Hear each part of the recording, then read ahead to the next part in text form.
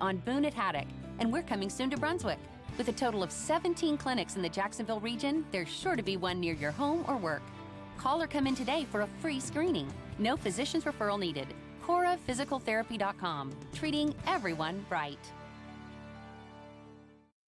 5G is here, but the big carriers want you to sign a pricey long-term contract to get in on the action. Well, no more, because Straight Talk Wireless has rolled out 5G coverage nationwide, with plans starting at just $35 a month with no contract. And get a Samsung Galaxy A32 5G for only $299, all on America's best networks. 5G coverage, 5G phones, less money. Straight Talk Wireless, no contract, no compromise. 5G capable device required, actual availability, coverage, and speed may vary.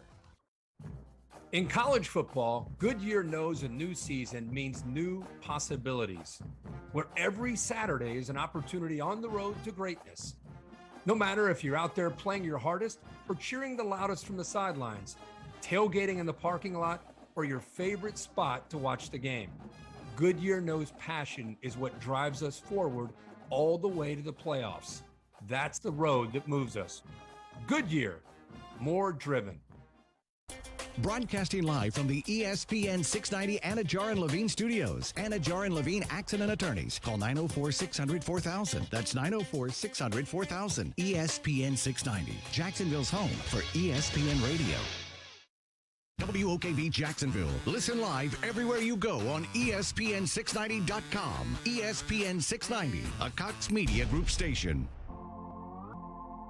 It's time for Tuesdays at Topgolf with Austin Lane, Brent Martineau, and the Jacksonville Jaguars' all-time leading scorer, Josh Scobee. Sponsored by Topgolf.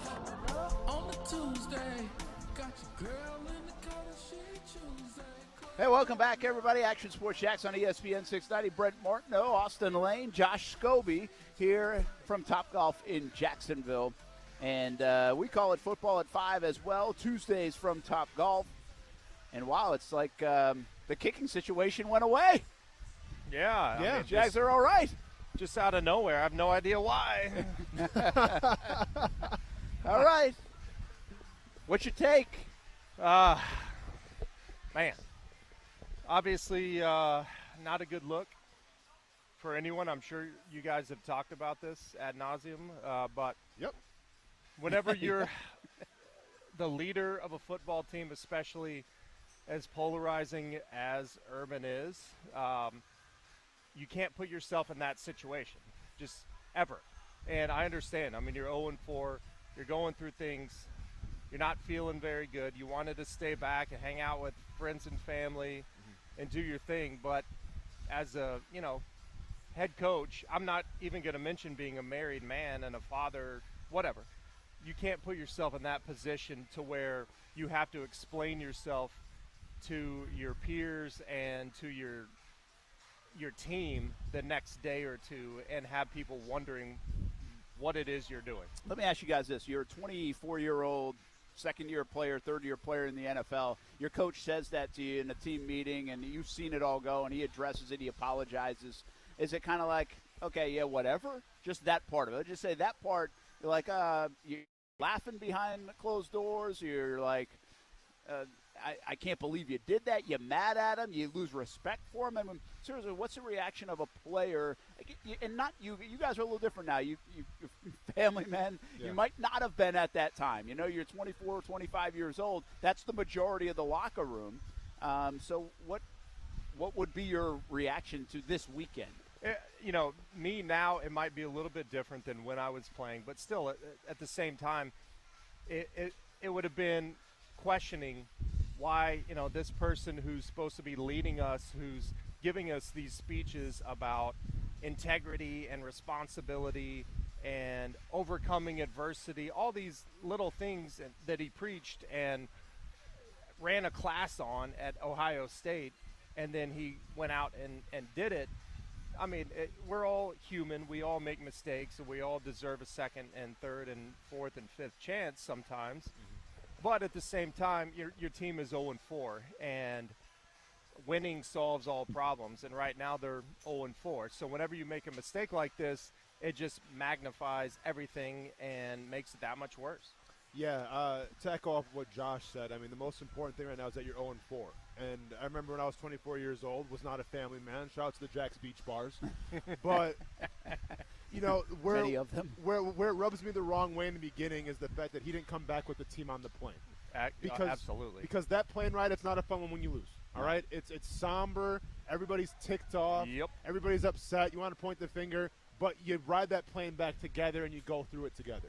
He wasn't on that plane. And much to Jihad Ward, what you talked to him, Brent, he didn't even know Urban Meyer wasn't going to come on the plane. last night on Jags Report Live. I'm sure they didn't. Yeah.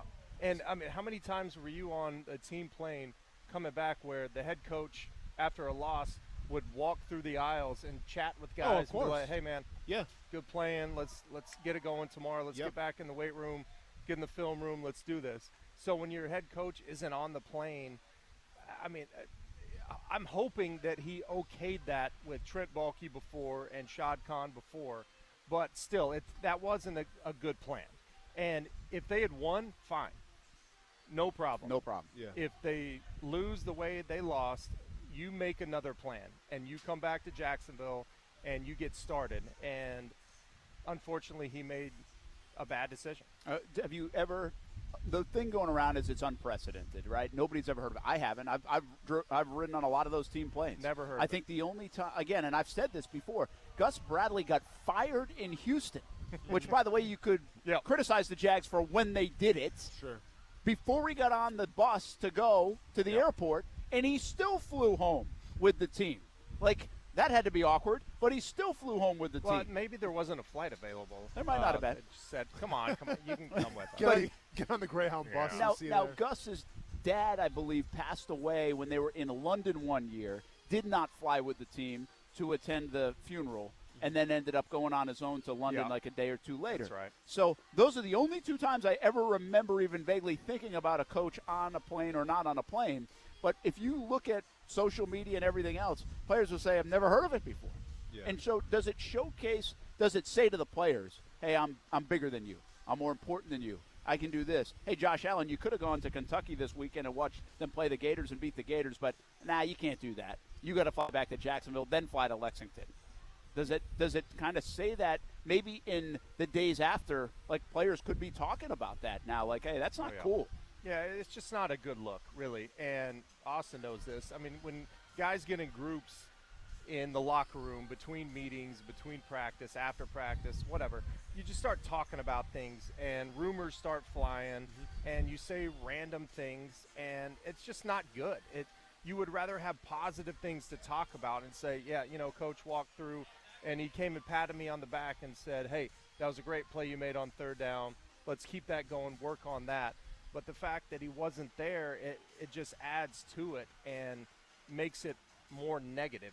It made a negative situation more negative, and then way, way more negative with what we all saw on social media. Yeah, so where it would rub me the wrong way, being a player in that locker room right now, is if it affects how I prepare for Tennessee. Yeah. And that's what's transpiring right now. Yeah, we see you on video, in the worst light pretty much possible. That's your personal life. It's a distraction. It's an issue. But I can get past that. But what I can't get past is when our team meetings, we're supposed to put the Cincinnati Bengals game behind us and move on to Tennessee. Those are getting compromised now because of your decisions, because of your distractions. That, to me as a player, is where I have an issue more than anything. Is I'm supposed to be on to Tennessee. I get paid to perform on the field, and my job's on the line to perform on the field, and I can't even prepare properly now because I'm making up for a coach's decision. Yeah, I mean, listen, the 24-hour rule has become like the 96-hour rule. I mean, it really has. It's like, I don't know, based on Michael Silver's report about a player saying that, hey, canceled meetings and all this other stuff, have the Jags even started preparing for Tennessee? Now, I'm assuming the coaches today did a lot of it and probably did some of it over the last couple of days, but I don't know how much the players have really prepped yet, and how much do they before Wednesday. You talk to players over the years, some will be like, yeah, well, we're just looking at the film today, or we're just doing that. So I don't want to over-dramatize it, but it's a big game coming up. I mean, the Tennessee Titans allowed you to have a little bit of hope. Now, listen, we all don't believe the Jags are going to win the AFC South, but they allowed a little hope for a locker room that's 0-4 to be like, hey, if they beat Tennessee, now we're only a game out. That's a little life in a dead locker room, right? in a team that's lost 19 in a row and 4 straight to start the year. And I'm not even sure they've prepped for Derrick Henry and company yet. That's a good point. I mean, typically after you have that Thursday game, you get a couple days off. They try to get guys back on Sunday night for meetings, maybe weightlifting or whatnot, conditioning, and then a practice on Monday. So I'm assuming that they've gone through that. But you're right. I mean, the game planning doesn't actually start for the players until Wednesday, typically. Granted, I was a kicker, so I really don't know about that. But, that sounds right. You're right. But then, see, every team I've been on, it's been different. If you're having a rough season, if you're 0-4 and you have a couple extra days, sometimes, I remember, I think this would have been in Detroit. We came in early one day, like an extra day, just to watch film. Yeah. Just to get ready because every game was so important. Yeah, just do a little extra. Yeah. Because you're losing records, so you come in and do more. The extra is obviously right now in this team is out the window. Yeah. And that's the there problem. No the extra is the other direction. Yeah. And not the distraction. The right direction. Yeah, the extra has become distraction. By the way, to your point on a Sunday, I had heard that's what the Jags had planned to do. And the timeline could still allow for that. Friday, Saturday off, Sunday back in the building. And so that could have still taken place. It could have. We don't know that for sure because Urban – now, we didn't know he didn't even fly back with a team until Urban brought it up. That's the crazy part about that. Yeah. That's getting so much attention, and he brought it up like nobody ever needed to even know that. And he kind of made his own bed in that regard. All right, I've got a thought, guys. And I said this to somebody today, that I believe – and you guys have been in them – but I believe that at the baseline, NFL franchises have a certain level of toxicity to it to begin with, even the great ones. Mm-hmm. I think there's a lot of egos. There's a lot of money. There's a lot of skeletons. There's a lot of people that are loyal to others that no longer exist there. Sure. There can be the equipment guy, the video guy, the sales guy, this guy that doesn't like this guy and that guy, right? And so I believe even at the base, there's a level of toxic in an NFL building that just naturally exists. Yeah. And so when you hear stuff coming out, like, week one, on some coaches don't like the way this is going on. And the leaks of that don't surprise me with the Urban Meyer stuff. But what this has done now is really put the spotlight on Urban, Shad Khan's statement, everybody talking about it, fire him, resign, and what it does is it pulls more of those people out of the woodwork, gives them more of a voice because, hey, Mike Silver's calling inside that building. Yeah. Michael Lombardi's got sources here or there saying this and that.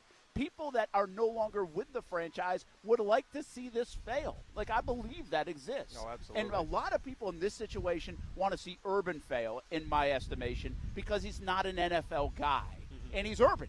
And a lot of people just don't like Urban to begin with. That doesn't dismiss what Urban's done or all that.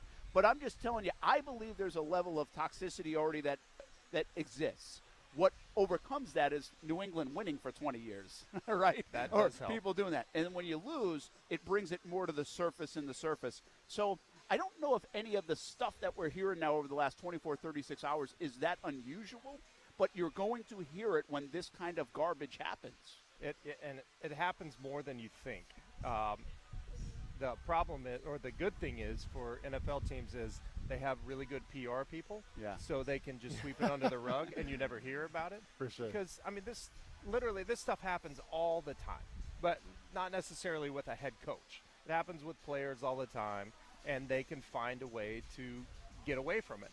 The problem is we have our extremely vocal, outspoken guy leading this team that did something that is on social media, and now social media runs everything. It doesn't matter what the world does, social media is running it.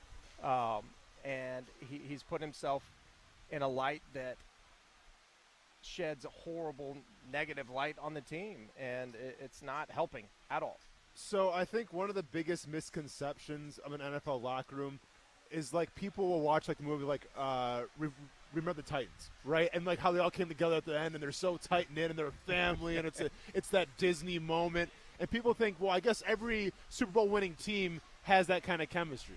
And I've never been on a Super Bowl winning team before, but I've been on a lot of teams, some good, some bad. And I was at the beginning of Andy Reid and his time in Kansas City. even that locker room had guys that didn't see eye to eye. Yeah. Every locker room is made up of different guys from different upbringings with different opinions, and they're not always going to agree, and there's going to be a mess. It's as simple as that. Like Josh alluded to, you have to have a good PR team, but I think what all the championship teams are built on is trust, and it's respect. And when you lose the trust and respect of a team, you go by the wayside.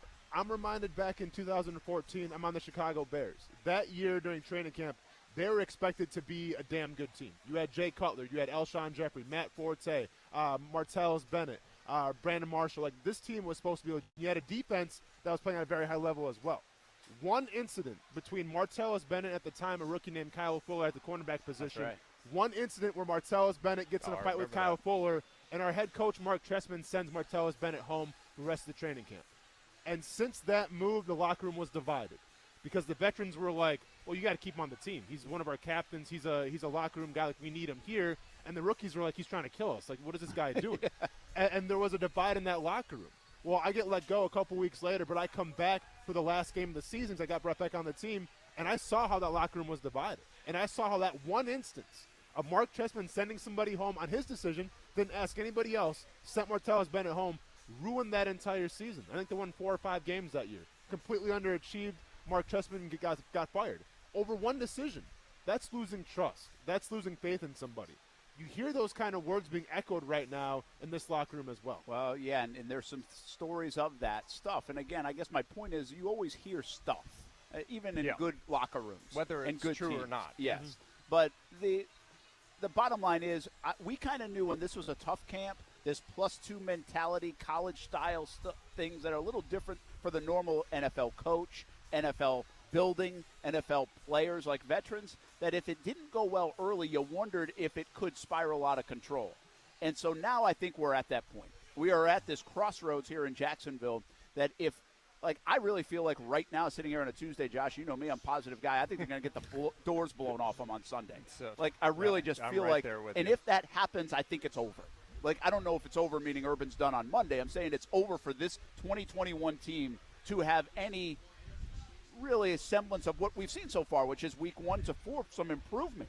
And then maybe there's some wins at the back end. I'm not sure we're going to see that. I think we might see a mess in Jacksonville based off Sunday's performance. So draft talk, Brent. Draft talk right away. Well, and next coach talk probably, who's right? the number 1 overall pick that we're looking to next year? So I guess my point to you guys, or my question to you guys would be, what saves it now? I mean, how critical is this game on Sunday? What salvages, it kind of gets this thing back on track to where we were talking late Thursday night, like, hey, this team might be close to a win around the corner, even though that was disappointing they lost.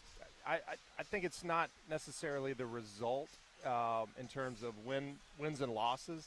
It's baby steps and doing the right things and not turning the ball over, not committing dumb fouls, and not doing stupid things on and off the field, and that will help out.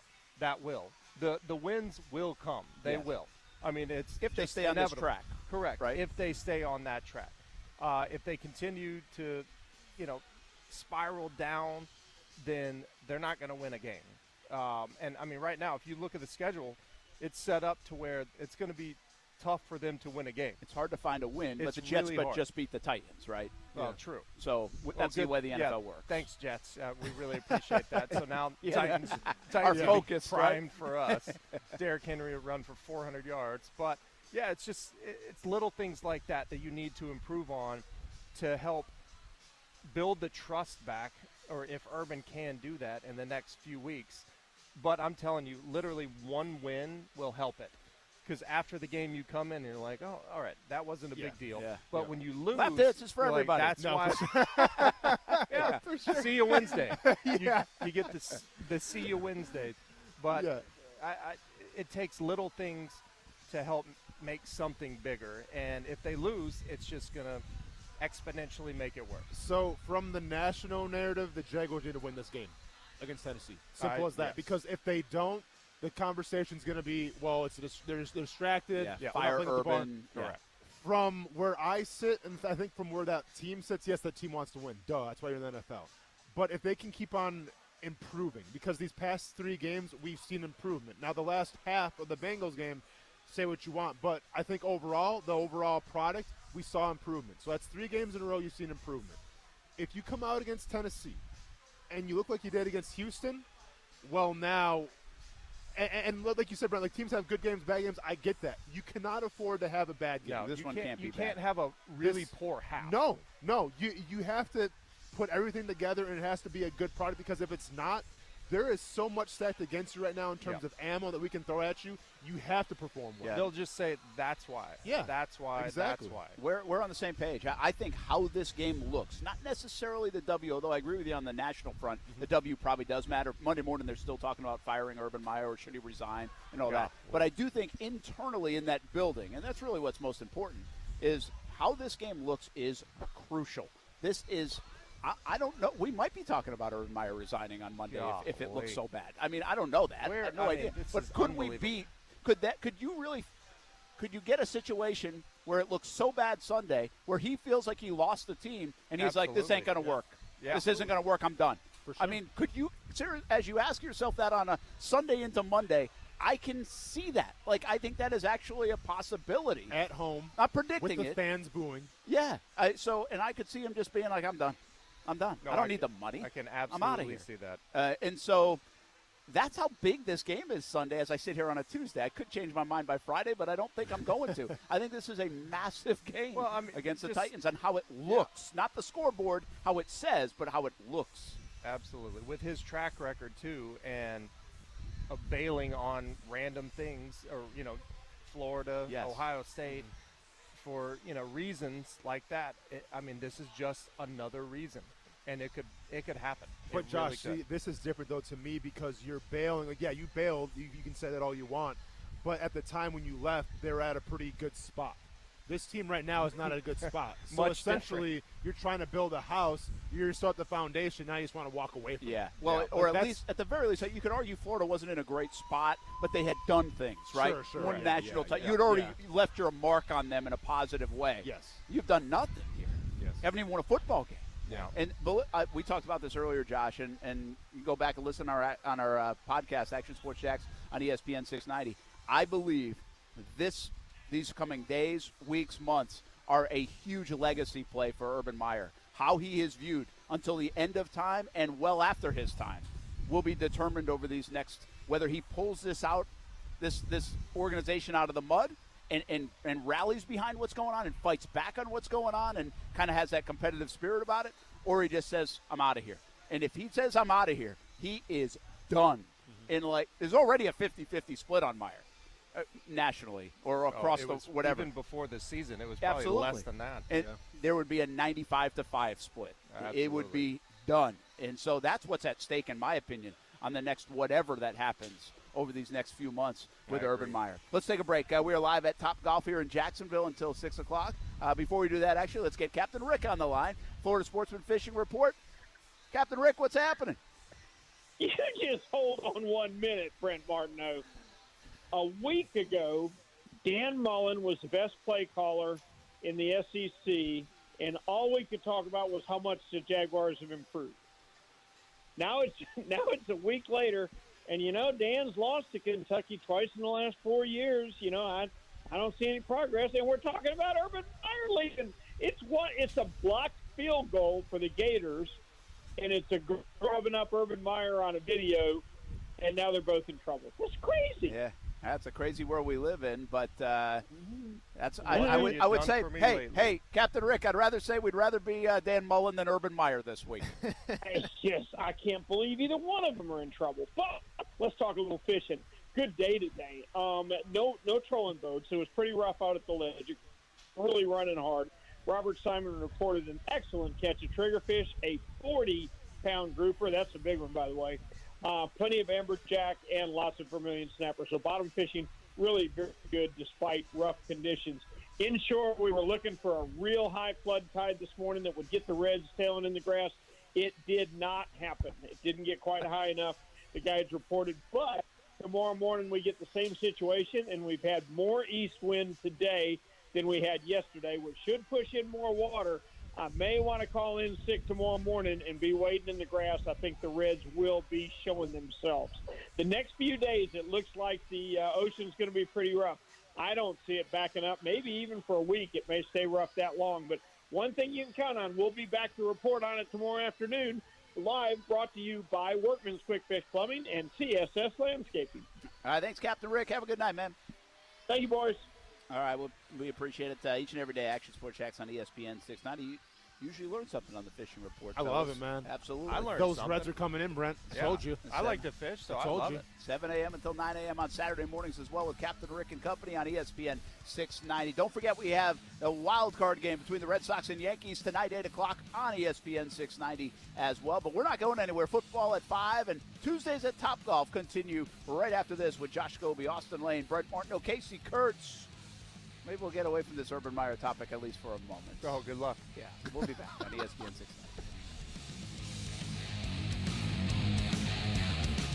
Now, the First Alert Forecast on ESPN 690. Partly cloudy skies tonight, a few scattered showers, especially this evening as we drop only into the lower 70s. Partly to mostly cloudy Wednesday with scattered showers and highs in the mid-80s. From the First Alert Weather Center, I'm Action News Jax Chief Meteorologist Mike Burrish. The Weather Meter is brought to you by Beard's Diamonds. Don't miss Beard's BOGO Wedding Band Sale October 8th through the 24th.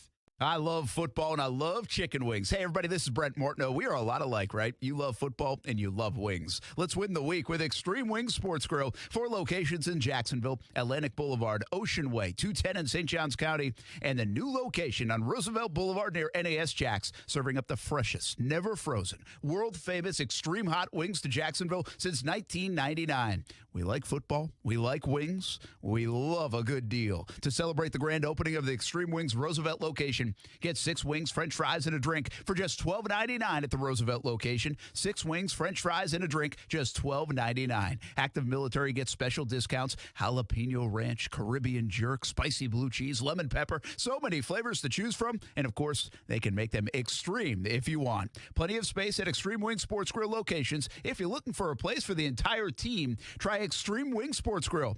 I love it. You'll love it. 4 locations in Jacksonville, including Roosevelt Boulevard near NAS Jacks. Men, do you feel embarrassed in the bedroom because of ED or PE? Prime Men's Medical Center has the solution. I'm Dr. Brown. 98% of patients experience a positive result from the treatment in just 10 minutes after just one office visit. Men are lasting 30, 60, 90 minutes or longer, and it's affordable. Call Prime Men's Medical Center at 904-664-8217. See results on your first visit guaranteed or pay nothing. Call 904-664-8217. When you think about Jacksonville, you think about a city that is surrounded by water. And being by water afforded Jacksonville to have one of the largest container ports in the entire country. And another fun fact that RV sales are at an all-time high right now. But what does this all mean? What am I getting at? It means that there's high-paying jobs available for those that know the ins and outs of the marine side and of the land side of recreational vehicles. And this is where JTech comes into play. JTech offers a program where you can learn about the diagnostic procedures and effective repair methods of a variety of recreational vehicles, including motorhomes and RVs, power boats, jet skis, diesel and gasoline, outboard and inboards, and much more. And they also help prepare students to take the Yamaha certification exam, which is required in the Marine Maintenance Certification Program. To learn more about JTech, visit jtech.org or call them at 904-483-9460. Ask for Hank to set up an appointment to tour the campus or get your questions answered.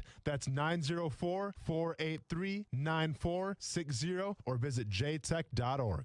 Transmission problems? Call Action Transmission Specialists on Merrill Road, where you get the work done right the first time by the experts. I'm Robin Sidbury, the owner. Our techs can service all makes and models, and we provide a nationwide warranty, so you have the peace of mind knowing we solve your transmission troubles fairly and honestly and guaranteed nationwide. Call us at Action Transmission Specialist on Merrill Road, where quality counts. Get traction. Call Action at 744-0755. Don't paint, don't vinyl, go Rhino Shield. Never paint your house again. Rhino Shield. Hey folks, living in Florida, we don't really worry about the seasons except for one, hurricane season. And since your home is your most important asset, protecting your home with Rhino Shield against harsh Florida weather is good for your house and it's good for your budget. As the saying goes, an ounce of prevention is worth a pound of cure. And when it comes to your house, those cracks in the walls will cost you thousands if not repaired. Rhino Shield waterproofs your home with a coating that's 13 times thicker than box store paint. It reflects 97% of harmful UV rays, has a Class A fire rating, is salt air corrosive resistant, contains the highest quality ceramics, and of course it comes in any color. Plus, with our 25-year warranty, you get a non-prorated 100% transferable warranty that guarantees against chipping, cracking, and peeling. So call 904-519-5055 or visit rhinoshieldjacks.com and protect your house and your budget. So you'll never have to paint again. Call Rhino Shield today. If you're experiencing domestic violence, it is not your fault. Hubbard House is here for you. You are not alone. Hubbard House provides free services and emergency shelter to survivors of domestic violence in Duval and Baker counties. Call 904-354-3114 anytime, 24/7 to confidentially speak to a caring advocate. He's kept you ahead of storms. This is going to be a very active afternoon of storms. He's taken you inside storms. Look at the Reds then that have shifted a little south of Jacksonville. And for 33 years, the Chief has seen it all. Forecasting severe weather days in advance. So when storms are headed your way, there is only one meteorologist to turn to tonight, the Chief. The knowledge and experience of Jacksonville's Chief Meteorologist, Mike Burrish. Action News Jack's First Alert Weather, only on CBS 47 and Fox 30. Just to take you behind the curtain, there is a rhythm in the NFL. I have no problem if you want to go out and all that. Like, that's not up to me to say. But what I can tell you with 2 decades of experience, travel with your team, there is a rhythm to things. You have 24 hours to do an autopsy, good or bad, set your roster, look at injuries, and say, okay, Thursday night, long season, take 3 days off. But not to go back with your team, to me, is wrong. The optics are awful. And not to just come out and say, hey, I screwed up, try to justify it. I was really disappointed in that. That Tannenbaum there? Yep. Yes, it is. Do we really need to trust anything that he says either? Hey, that's Brent's, like, dude. Is so it? A little respect. That's not true. Him and Mike Tannenbaum are like best draft buddies. So. Okay. Not. Brent, excuse me? How many times we played the Mike Tannenbaum footage or the audio back when you drafted Trevon Diggs in the mock draft? That is true. I don't Okay. trust anyone that's ever been a GM, ever.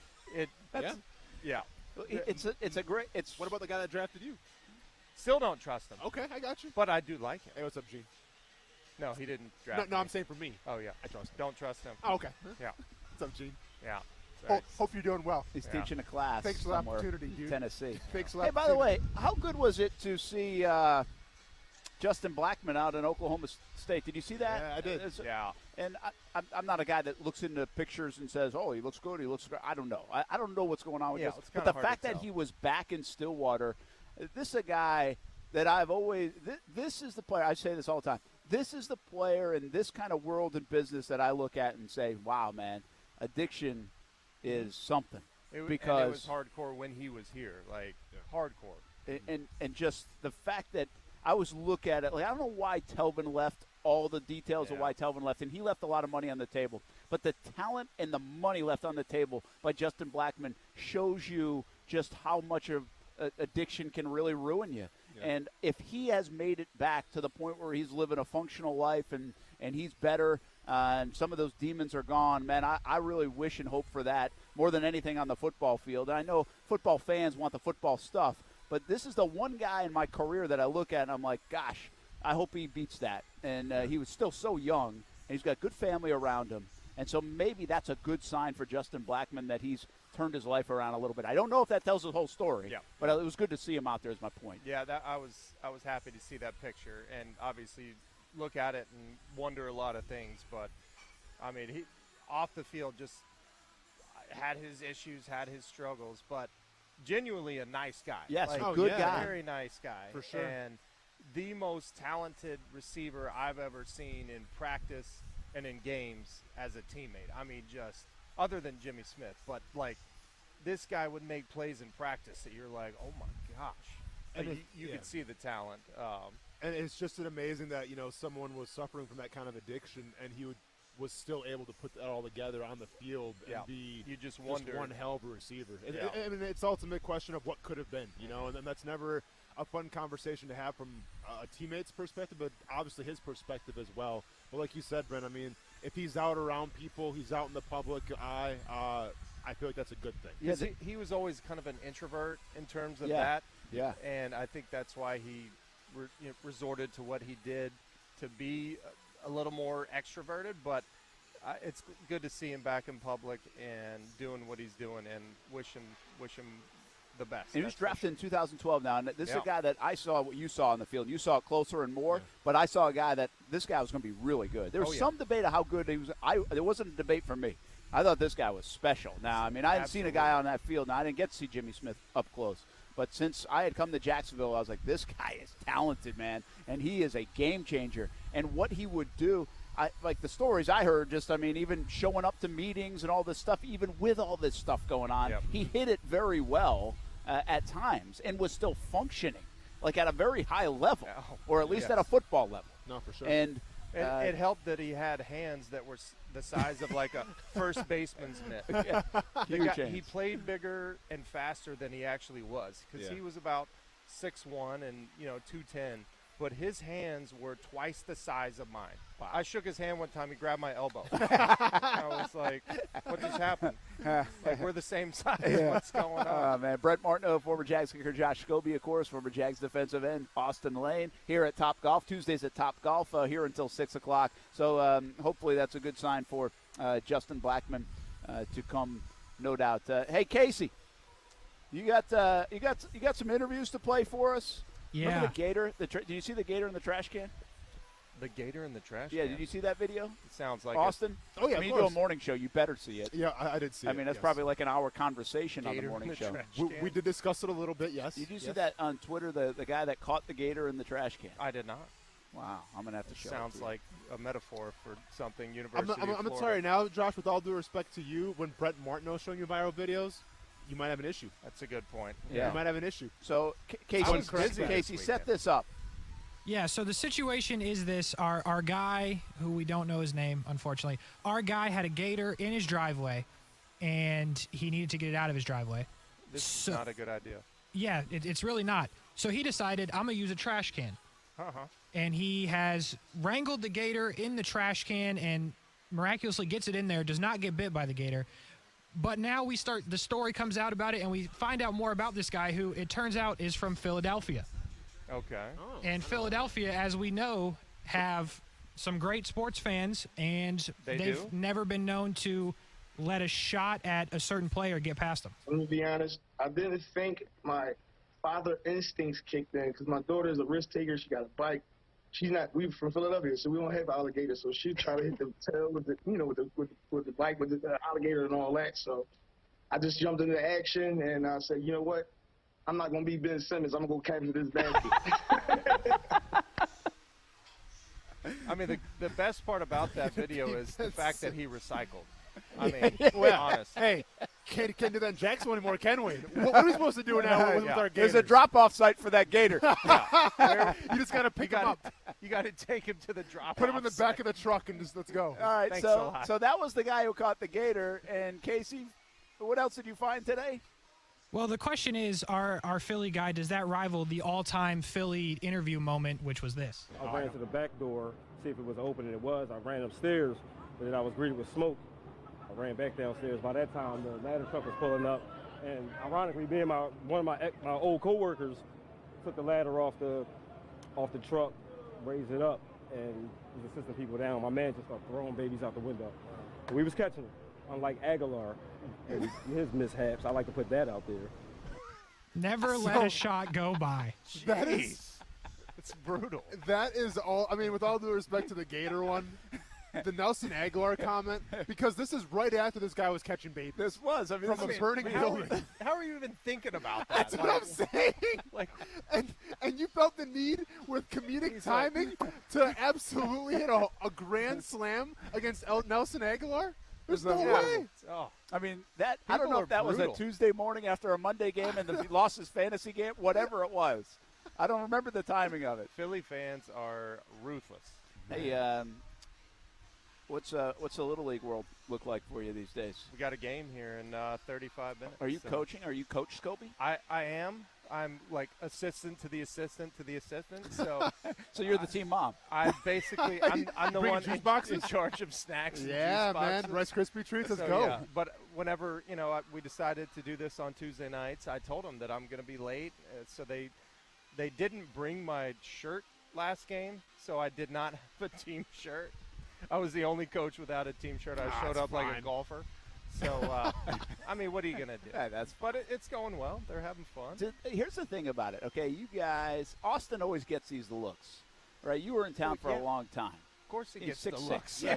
People are afraid, bro. Yeah, you can. I'd be afraid, too. You're not blending in, let's just say, like, you're blending in a little bit better than Austin. I can blend in. You're I just not look like 6'6". a golfer. Yeah. So, I mean, you could probably play Furican Friends, even though you're 15 years younger. That's a good point. I could grow out my gray hair and look like I fit right in. So, but the question is, like, do the kids know who Josh Scobee is? The parents do, but do the kids? Fun. The parents do, so the parents tell their kids. Okay. And it was so funny. Our first practice with my 10-year-old's baseball team last month, I'm warming up with them, hat on, sunglasses, and I'm standing next to one of the kids on the team, and she's throwing the ball back and forth, and she's like, "Hey, you see that kid over there?" And so I'm, listening to her, and she's like, "His dad is Josh Scobee. He used to kick for the Jaguars." And I'm throwing the ball. I go, "Hey, are you talking about me?" And she looks over at me, and she's like, "Are you Josh Scobee?" I go, "Yes, that's me." And she, from then on, she's been like my best friend. Like we chat nonstop. She's asking me questions over and over, and it's actually really cool. I love interacting with kids because most of them they didn't watch me play, but whenever they find out that you played a sport, for they sure. love And now to they talk can to you. actually go YouTube it. They can really go do that. Like, and they know how to do that. Yeah, and they'll find the bad things too, and tell you about it. I had a kid one time tell me, he's like, "Why were you so bad in Pittsburgh?" Oh, jeez. I was like, "Well, because I was bad. That's why I was bad." He's like, "Oh, okay, okay, fair enough. Thanks for the explanation." Dude, they are blunt. That was always the worst part of like doing like community work, like reading to kids. Oh, was yeah. You would go to a school and read to like, I don't know, second graders when you're 0-4, and the kids are like, "Are you gonna win a game soon?" I'm like, probably not. Hey man, I don't know. Let's read Curious George here and just keep your mouth shut. All right, I'm gonna finish this book and I'm out of here. I don't want to be here anymore either. They say it how it is. Oh yeah, they do. They tell even it is. adults. I mean, luckily we're not in Philadelphia. I mean, the fans are a little nicer here. Yeah, that is true. But the kids just kind of have this nice, innocent way of saying it how it is. The problem is it's coming from their parents. Well, that's a good point. That's true.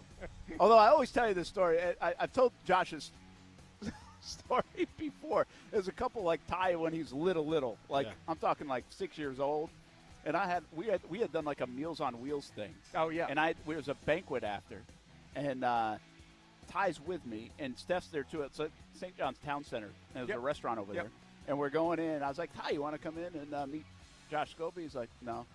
I'm like, "Why?" I'm like, and he pays attention to it all. He's like, "I see him on TV all the time." Yeah. See? Yeah. Why do I need to go see him? I get it. Yeah.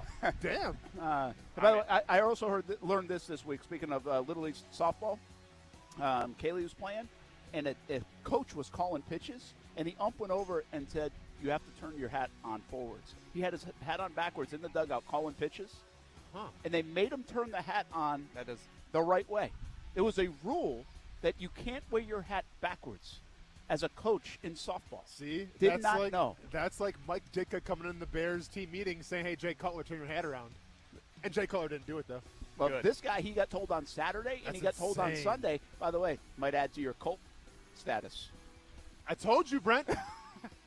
The documentary. Inside joke that I'm not a part of. No, it's all good. I'm making a documentary on Netflix. Softball's a cult.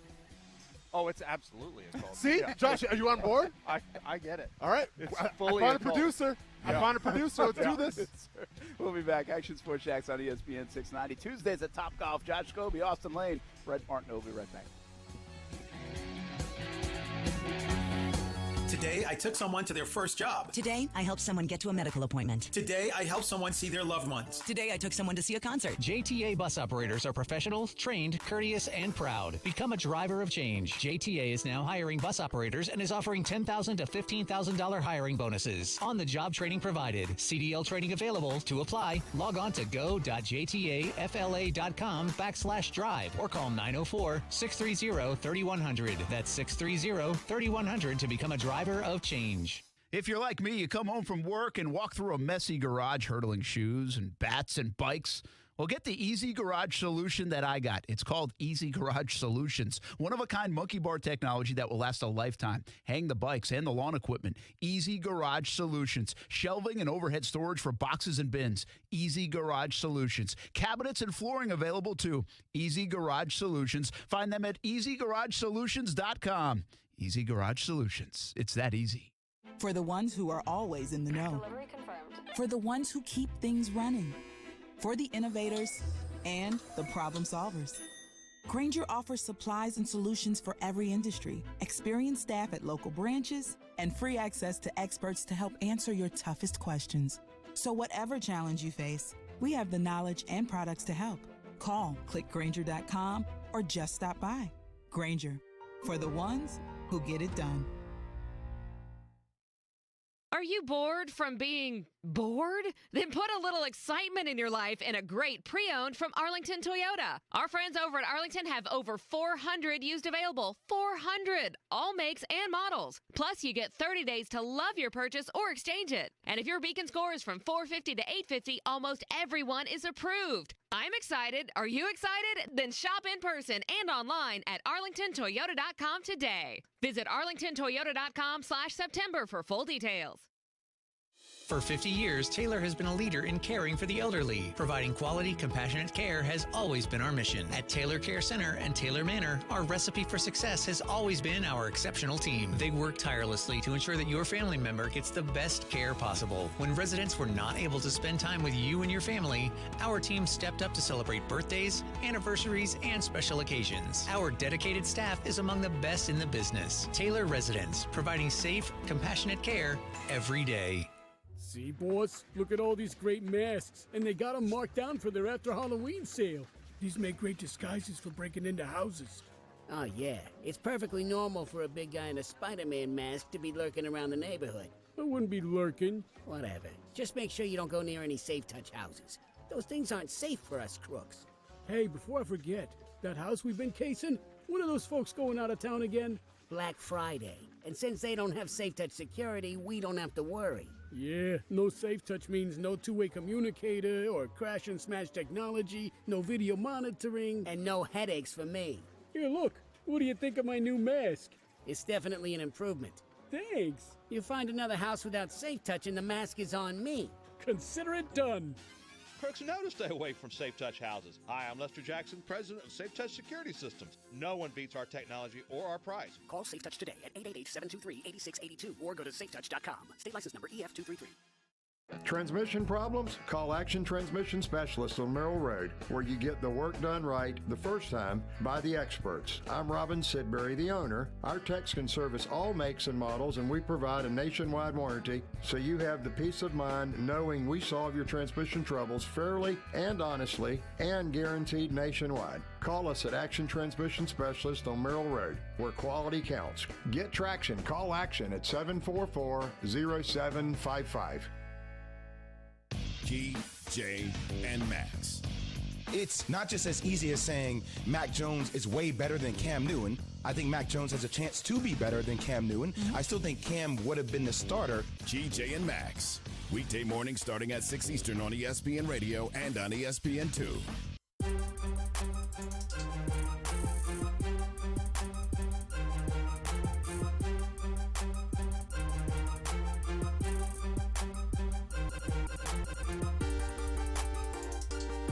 How's the Urban Meyer thing going so far? Pretty good. Like, I don't understand. What has he done well or correctly since he got this job? And right now, I mean, what I don't like about it, like we talk about people that don't do the press conference well, this guy straight up lies. Like pretty much every time he talks. Like he's like, oh, I stay behind to hang out with my grandchildren.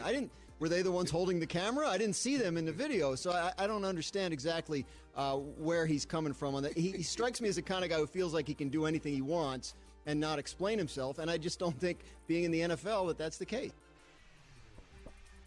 Yeah, there's a little interest. I've read a lot of stories about this whole Urban Meyer thing, and now everybody's going back and trying to tie it together. I read this one today, and I was actually surprised because I think it was somebody pretty reputable that says, like, nice job putting all the pieces together. I was like, I read the thing. I was like, what'd you put together?